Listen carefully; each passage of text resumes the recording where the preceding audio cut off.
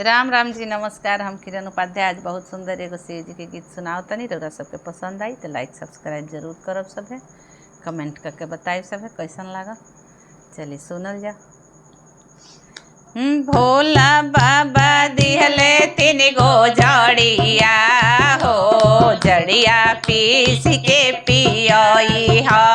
भोला बाबा दिहले 3 गो जड़िया हो, जड़िया पीस के पियई हा। सासु के पियई हा, ससुर के पियई हा।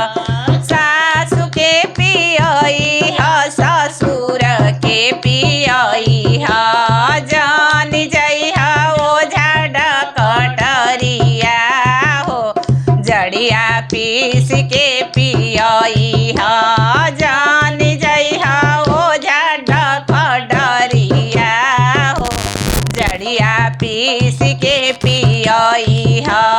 भोला बाबा दिहले 3 गो जड़िया हो, जड़िया पीस के पियई हा। भोला बाबा दिहले 3 गो जड़िया हो, जड़िया पीस के पियई हा। जेठ के पियई हा, जेठानी के पियई हा।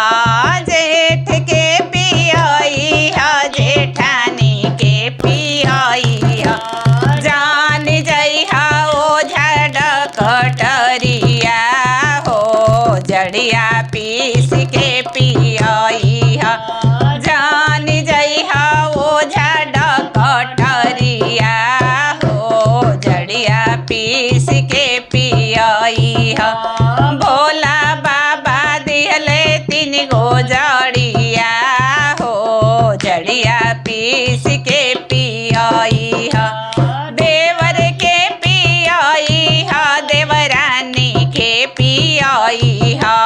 देवर के पियई हा, देवरानी के पियई हा। जान जइहा ओझा डकटरिया हो, जड़िया पीस के पियई हा। जान जइहा ओझा डकटरिया हो, जड़िया पीस के पियई हा। भोला बाबा दिहले 3 गो जड़िया हो, जड़िया पीस के पियई हा। ननद के पियई हा, ननदोइयो के पियई हा। ननद के पियई हा, ननदोइयो के पियई हा। जान जइहा ओझा डकटरिया हो, जड़िया पीस के पियई हा।